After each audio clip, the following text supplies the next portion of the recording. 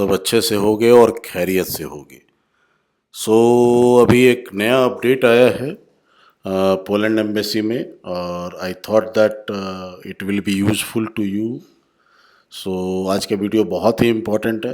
तो जो लोग भी पोलैंड के लिए अप्लाई किए हैं वीज़ा, या वर्क परमिट का वेट कर रहे हैं, या पोलैंड जाने का प्लान कर रहे हैं, उनके लिए ये वीडियो बहुत ही यूज़फुल है। सो आप लोग लास्ट तक देखो, और अगर कोई भी डाउट हो, कोई भी प्रॉब्लम हो, so and any query you can directly ask in the comments box. We will try to answer as soon as we see your message. So ये जो नोटिस आया है बेसिकली 14 अप्रैल का है, जो कि पब्लिक डोमेन में है, and this is issued by the embassy of Poland. So notice on visa procedure and appointment registration system. So purpose of this notice जो है, वो जहाँ तक हमें लगता है, वो बिकॉज बहुत सारे अभी भी माल फंक्शनिंग जो है ना हो रही है, और बहुत सारे लोग जो है ना, specially the consultant and agents, they claim that they can assure your visa for 100%.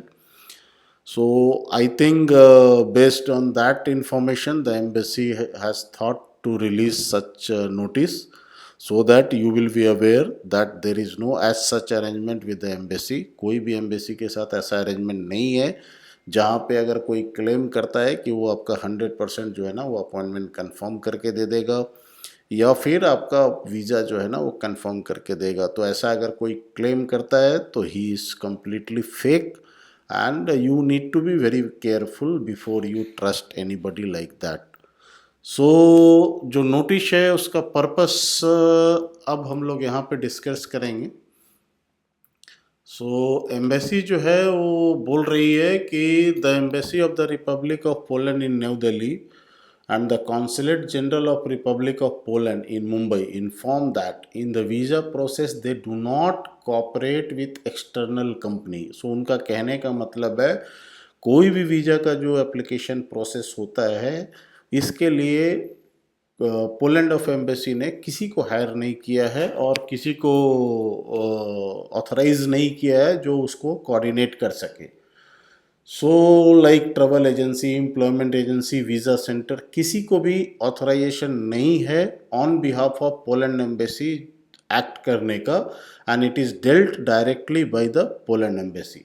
सो कोई भी अगर ऐसा क्लेम करता है कि वो जो है आपको वीज़ा दिलवा देगा, 100% आपका स्टैंपिंग करवा देगा, या आपका एप्लीकेशन डायरेक्ट जमा करवा देगा, so he is completely fake person. So don't trust him anyway.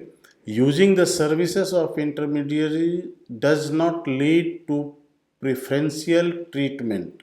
आप किसी के थ्रू जा रहे हो तो इसका ये मतलब नहीं कि आपका वीज़ा मिल जाएगा या आपको कुछ अलग से ट्रीटमेंट मिलेगा।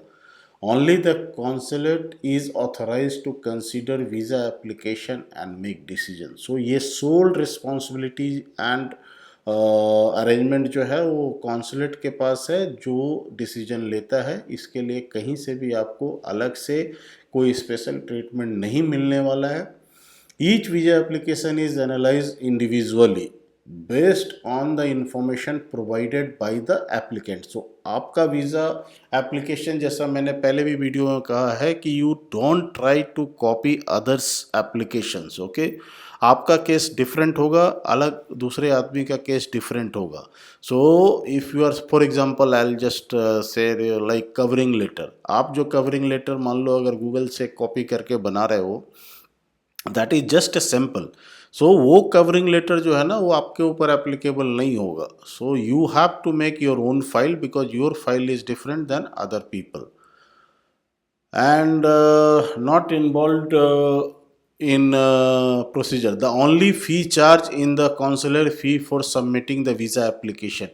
So एम्बेसी क्या कह रही है कि कॉन्सुलेट जो है वो ओनली जो है ना आपका वीज़ा फीस लेती है, उसके अलावा कुछ भी नहीं लेती है। तो अगर कोई ऐसा क्लेम कर रहा है कि आप मेरे को एडिशनल मनी दो और मैं आपका जॉब जो है ना वो फास्ट तरीके से करवा दूंगा, तो again I am telling you he is fake.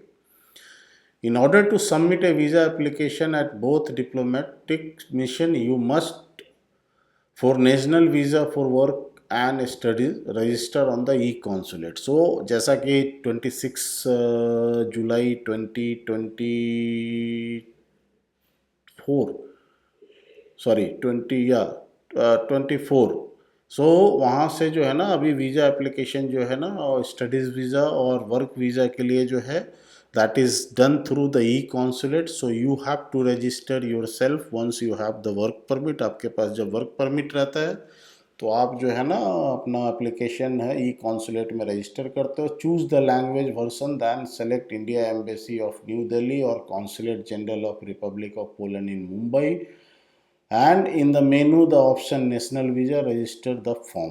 तो आप उसके, आपका जहाँ भी जिस जोन के भी आप पढ़ते हो, आप साउथ के हो या नॉर्थ के हो, नॉर्थ के हो तो आप दिल्ली के लिए अप्लाई करो, साउथ के लिए हो तो आप मुंबई के लिए अप्लाई करो। और उसके बाद जैसा जैसे एप्लीकेशन फॉर्म में जो जो इन्फॉर्मेशन मांगती है वो आप डालो, उसके हिसाब से जो है ना you will be able to register yourself for Schengen visa and other national visa category. Still जो है ना वो आपका VFS के थ्रू है। So you have to go to the VFS site and do as what you were doing before.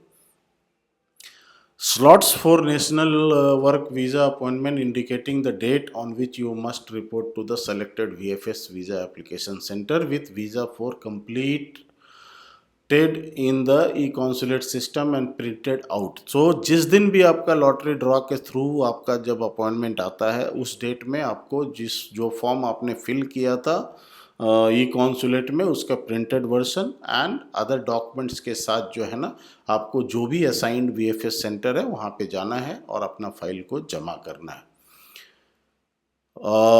Slots for national study visa appointment indicating the dates on which you must report to the selected VFS visa application center with visa form completed in the e-consulate system and printed out. Same, अगर आपका national study visa है तो same you have to print that application form which you have filled in e consulate, उसको fill करके और उसको print करके और उसके साथ जो भी सपोर्टिंग डॉक्यूमेंट उसको लगा के, जो भी डेडिकेटेड आपका VFS सेंटर आपको एलोकेट हुआ है उसमें जाकर आप उसको जमा करेंगे।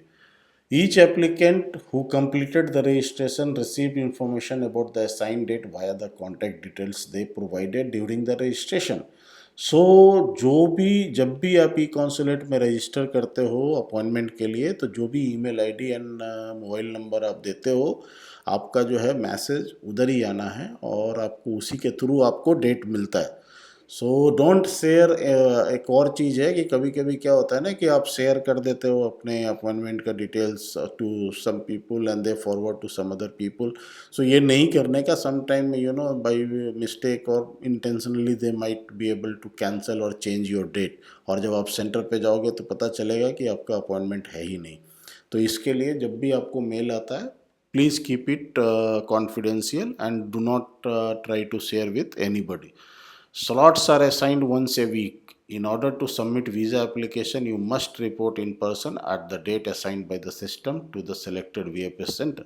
So, किसी भी हालत में जब भी अपॉइंटमेंट आता है, on your behalf nobody can submit the application, you must go your self. आपको ही जाना पड़ेगा और जाके जो है ना अपना एप्लीकेशन जमा करना पड़ेगा।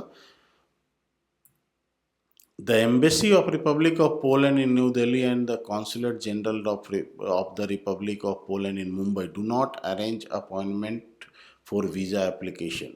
इसका मतलब है कि आप जो है ना डायरेक्ट एम्बेसी में जाकर जो है ना अपॉइंटमेंट नहीं ले सकते हो। So do not approach to the embassy, you have to go to the through the e-consulate system only. In the visa process, no additional documents are required other than those indicating in the information on visa process available on the website. So कभी कभी क्या होता है ना कि बहुत सारे लोग क्या करते हैं, बहुत सारे additional document जमा कर देते हैं which is for no use. So what you have to do is go with the checklist, whatever the checklist is there. Based on that, whatever the documents is needed and mandatory जो है उसको ही आप जो है ना जमा करो। Because आप ज़्यादा डॉक्यूमेंट जमा करोगे तो उससे आपका वीज़ा का चांसेस ज़्यादा हो जाएगा, ऐसा नहीं है। वॉट एवर डॉक्यूमेंट आप जमा कर रहे हो that should be perfect and correct and genuine और इन ऑर्डर होना चाहिए, सो दैट जो है ना आपका वीज़ा का चांसेस जो है ज़्यादा हो सकता है। The Embassy of Republic of Poland in New Delhi and the Consulate General of Public of Poland in Mumbai do not cooperate in any way with travel agency. जैसा कि मैंने कहा, उनका कोई भी टाइप किसी भी ट्रैवल एजेंसी से नहीं है, और अदर एंटिटी और पर्सन इंटरमीडिएटर इन वीज़ा सर्विसेज, किसी के साथ उनका कोई टाइप नहीं है. तो अगर ऐसा कोई क्लेम करता है, so he is the fake person और fake company. Do not trust him and you do yourself. Yes, you can take help of the consultant or any professional company for preparing your document. But if anybody is claiming that they can assure your visa 100%, or they can submit your file directly to the embassy, or they can get you appointment directly, they all are fake. कोई भी ऐसा claim करता है कि वो आपका visa directly जमा कर देगा, या आपको अपॉइंटमेंट दिलवा देगा, या आपके बिहाफ में आपका डॉक्यूमेंट को एम्बेसी में जमा कर देगा, तो वो एक बहुत ही बड़ा फ्रॉड है. तो उसकी बातों को ना माने और अननेसेसरी इस चक्कर में ना पड़ें. और आप अदरवाइज़ क्या होगा, आपका वीज़ा तो रिजेक्ट होगा ही होगा, और हो सकता है कि कुछ रिमार्क्स आपके सिस्टम में आ जाए. सो दैट अभी क्या है, सेंजन का क्या प्रॉब्लम है कि all the Schengen systems are interconnected. तो अगर आपका कहीं से भी कुछ प्रॉब्लम होता है, तो it will reflect in other Schengen application also when you will apply. So don't take that kind of risk and chances, इसमें आपका जो है ना केस खराब होगा. Visa application must be completed by the applicant on the e-consulate portal or in the VFS system, depending on the type of category. The allocation of an appointment for submitting visa document is also not dependent on the use of external entities. मतलब कि कोई भी आपको अलग से arrangement नहीं करके दे सकता अपॉइंटमेंट का, ये साफ कहना है एम्बेसी का. तो अगर ऐसा कोई कर रहा है या करने का क्लेम कर रहा है, तो फेक है या फ्रॉड है. So be careful of that and do not get into that kind of trap. So this was the information shared by the Embassy of Poland. So हमने सोचा कि आपके लिए शायद यूजफुल होगा, बिकॉज स्टिल कुछ लोगों को ये कन्फ्यूजन है कि किसी न किसी के थ्रू जो है ना अपॉइंटमेंट मिल जाता है. So please I request you again, do not get into that kind of trap and go with the right channel, so that your chances for getting visa will also increase. So this was the topic for today. Take care and stay safe. God bless you. I hope you like the video, and if anything, any information you need,